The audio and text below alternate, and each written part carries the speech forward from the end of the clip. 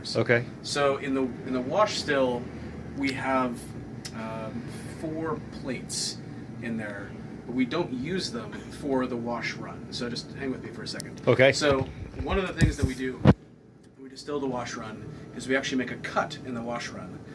So the first 80% of the distillate that comes through to 15% ABV at the spirit safe. So when it comes out of the still, it's first 50-ish% ABV coming out at the spirit safe, and then it's of course dropping during the course of the run. When it gets to 15% ABV at the spirit safe, we make a cut. So the first liquid goes out, we call that our low wines. The second liquid goes to another tank, so that's from 15% down to 1% at the spirit safe.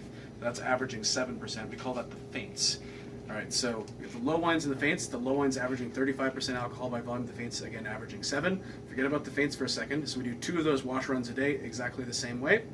Now we're doing the spirit run. So we're taking the tails of the previous day's spirit run like they would do in Scotland. In Scotland, they would also add the heads to this. Instead, we put the heads with the feints. So from the spirit run, this doesn't have any plates in it or anything like that. So it's just a normal pot still. The heads goes into the feints tank. Those are mixed together. Then we have the hearts, the tails, and another feints. Okay, so 4 cuts instead of 3 in the standard spirit run. So we've got heads here, feints from here, and we've got feints in here as well. This is why this is impossible to explain. You need more hands. Yeah, 2 hands are not enough. I told you I like using multiple fingers, and but the idea is, so basically we've only done pot distillation up to this point. The only difference is that we've done cuts. So what we do is we take that low wines, 35% alcohol by volume, again with the tails as well, add water to that to bring it down to 27.5% ABV. That's to promote hydroseparation of fatty acids, to basically make an oil slick on top, which happens naturally in Scotland because they're distilling into one vessel, and that's 25% ABV on the low wines on average in Scotland. So this hydroseparation happens naturally below 30% alcohol by volume. So we make this happen by adding water to it. It's actually what I'm writing my thesis on for Harry Watt. No kidding. So I think it's very cool. And, I think so too. Yeah, okay, thank you. And thank you for humoring me. And but anyway, so then we take this now 27.5. That goes into the spirit still, and away it goes to repeat the process. Now the other thing that we have is we have that feints from the wash run plus the heads and the feints from the spirit run put together. Basically, this is a collection of really volatile, the kind of ethyl acetate, acetaldehyde, and all this stuff in the heads. And it's all these very long chain fatty acids like C16 to C20 carbon. Right.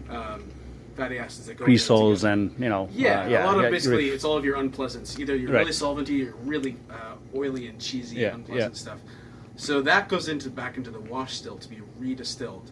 This time we use the plates. So the plates gives us fractional distillation.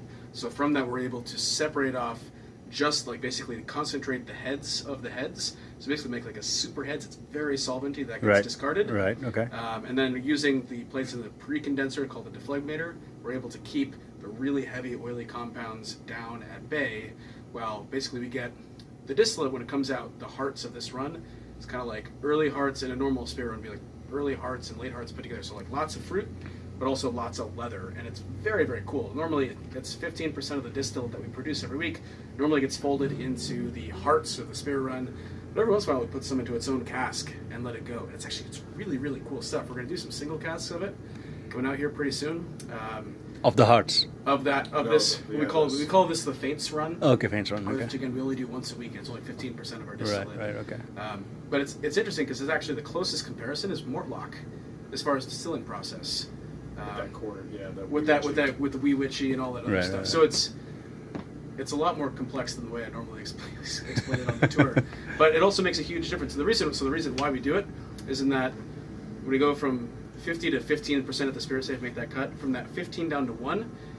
So even though it's only 20% of the liquid by volume, it's containing something like 65% of these long chain fatty acids that take a long time to mature into pleasant fatty acid esters.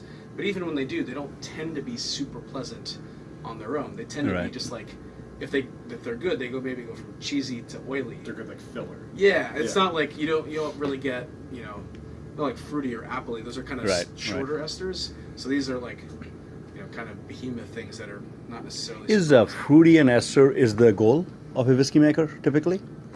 For us? No, generally speaking. I mean, when somebody is. Depends on the distillate. It depends on the style. If you want to do. It also depends on whether you ferment.